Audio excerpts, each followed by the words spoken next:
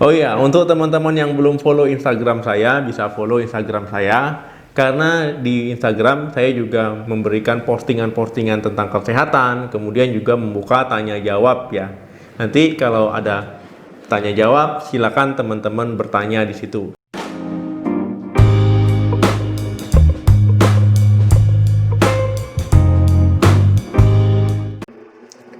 Halo, assalamualaikum warahmatullahi wabarakatuh. Baik lagi di channel saya. Semoga selalu dalam keadaan sehat. Amin.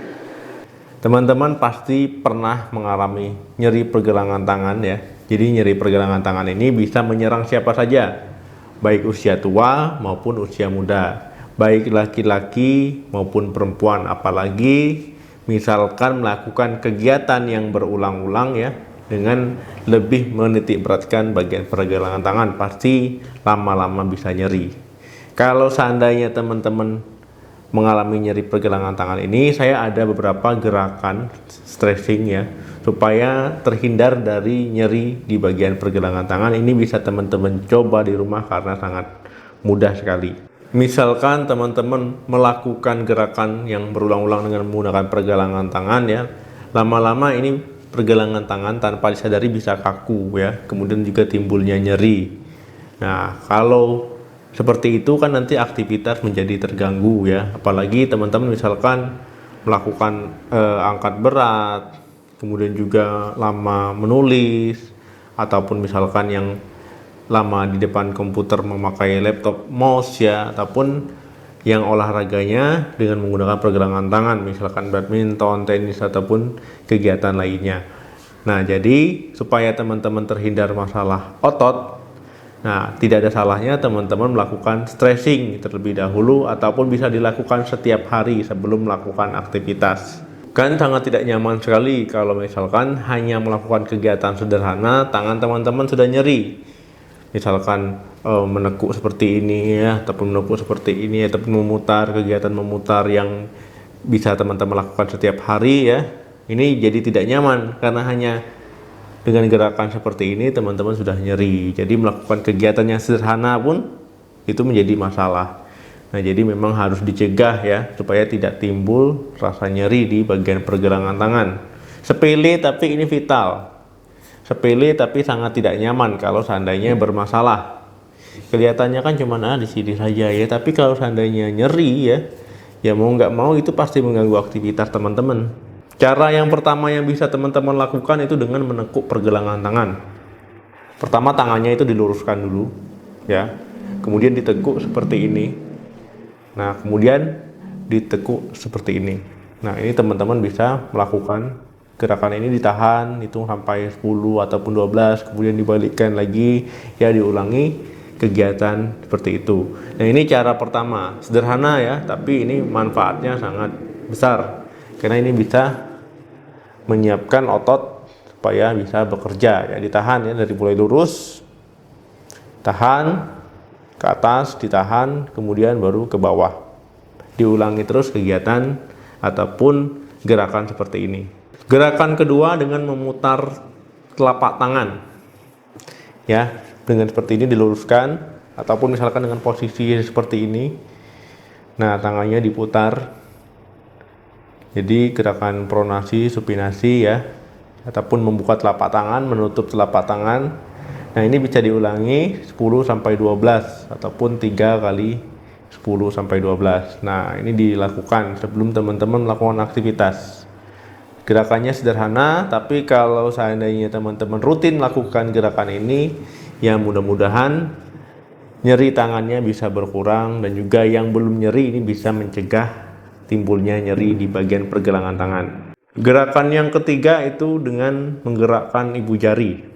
Nah, ini jari telapak tangan, ditekuk ibu jarinya, ditahan beberapa detik, misalkan bisa dihitung sampai 10, kemudian digerakkan ke depan ya, dihitung sampai 10, tahan, diulangi lagi gerakan ini. Nah, ini dilakukan rutin, tahan, nah ini diulangi terus ya. Nah, gerakan ini memang kelihatan sederhana, tapi teman-teman kalau rutin melakukannya, ya ini bisa mencegah timbulnya nyeri di bagian sendi. Apalagi kalau seandainya usia sudah mulai tua ya, otot-otot sudah mulai tidak muda lagi, resiko cedera lebih meningkat, apalagi pada wanita. Gerakan yang keempat itu melemaskan telapak tangan ataupun jari tangan. Nah, ini bisa teman-teman lakukan di kedua tangan ya, mulai dari tangan kanan baru dipindah ke tangan bagian kiri. Caranya itu sederhana ya. Teman-teman tahan tangannya bagian depan kurang lebih 5 detik. Kalau sudah 5 detik diluruskan. Ulangi lagi ya. Nah, kalau sudah bagian sebelah kanan, lanjut ke bagian sebelah kiri. Luruskan.